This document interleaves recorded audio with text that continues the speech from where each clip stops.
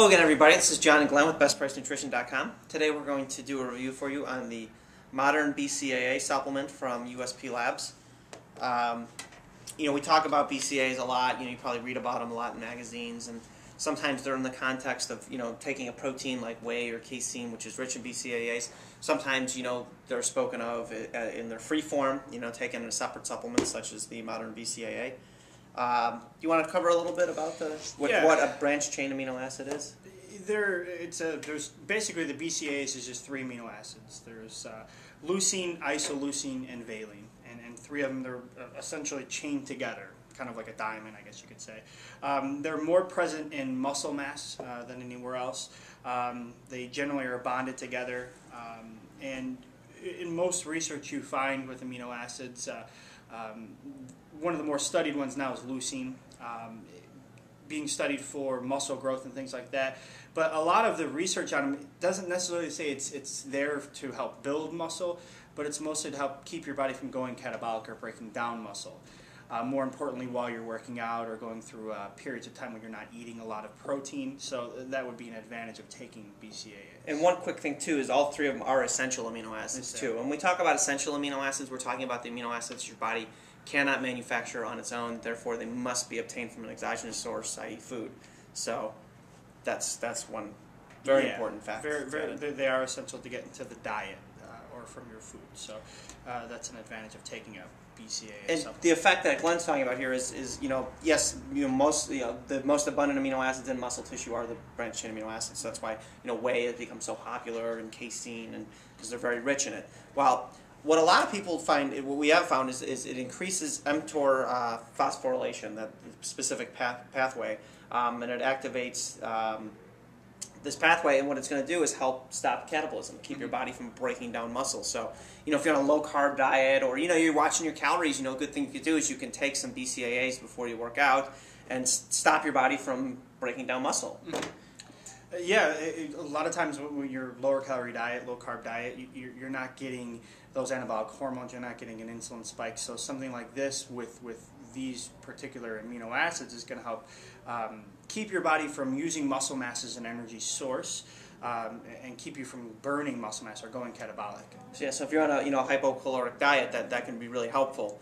Now something else that also does that for you is carbohydrates, and that's why we mentioned hypocaloric. Because if you take carbohydrates in before you work out, or you've got a decent amount of calories in you before you work out from carbs, you're going to have that same effect where your body's going to have preferably burn blood sugar. So that's another effect. So that's why we mentioned the caveat of hypocaloric, or watching your carbohydrates or something. If you're trying to get lean, carbing up before you work out is really not the best way to do it. So that's where something like this will really help.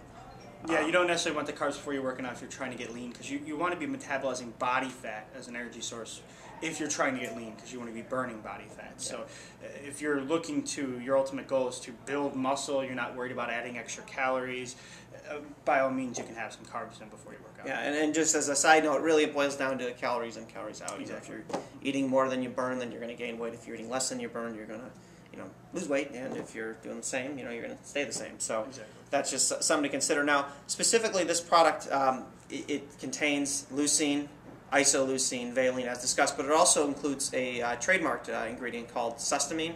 I first heard sustamine a few years ago. Actually, it's alanine glutamine, so it's a peptide-bonded amino acid. It's alanine and glutamine. You found some research on that. Did you want to cover that real quick? Yeah, they are peptide bonded together, and if you watch some of our other videos, we do advocate peptide bonded amino acids. In your digestive tract, you have peptide transport chains. This is your body wants to absorb amino acids that are bonded together in smaller chains. The nice thing about this is that they are bonded together. It's basically alanine and glutamine bonded together. So research has shown that by taking this particular ingredient, they've tested your plasma levels of glutamine, and it is higher. So you are getting a better absorption of glutamine with this particular ingredient. I've also seen that it's very good for hydration, or drawing water into the cell. So for people who are like endurance athletes or runners and things like that, the ingredient does show promise for rehydration and replenishing water, which is good. And it is shown to be more stable when bonded together. Yeah, and the other amino acids in here are free-form, the leucine, isoleucine, and valine. Just the alanine glutamine is peptide bonded. Yes. And as Glenn said, typically if you watch our videos, we're big on peptide bonded amino acids. We've talked about the ingredient PeptiPro as it's hydrolyzed casein, it's diene tripeptides, with some oligopeptides in there too. So it's impossible to get all diene tripeptides, but the point is the biggest difference is stability. I mean, that's the main thing. Free-form amino acids in a competitive environment tend to get outcompeted for absorption. So taking this would be a good time to take it on an empty stomach before you work out, or as empty as your stomach could be, leading up to a workout. Or some people drink it during a workout. It's something else. There's certainly nothing wrong with that. But the people who are going to see the most benefit from a BCAA product are those who are watching, their calories. If you're eating a lot of calories and you're doing a good whey protein or something like that, you really don't need to necessarily supplement with a BCAA supplement, because at some point it's rate limiting. If I just load up with BCAAs, as we mentioned, those are 3 essential amino acids. Well, that doesn't cover all the essential amino acids. There's 5 others, and if you're not getting those, at some point your muscles are made of a certain chain of amino acids. And if I give you, for instance, if we're building a house and we've got like 8 or 9 different bricks, and I'm just giving you 3 extra of one particular, there's more often you're going to use these 3 in the pattern that you're building your house with, but at some point you're going to need those other 5 to complete the house. So that's exactly. So this is not a substitute for a whey protein or a protein supplement.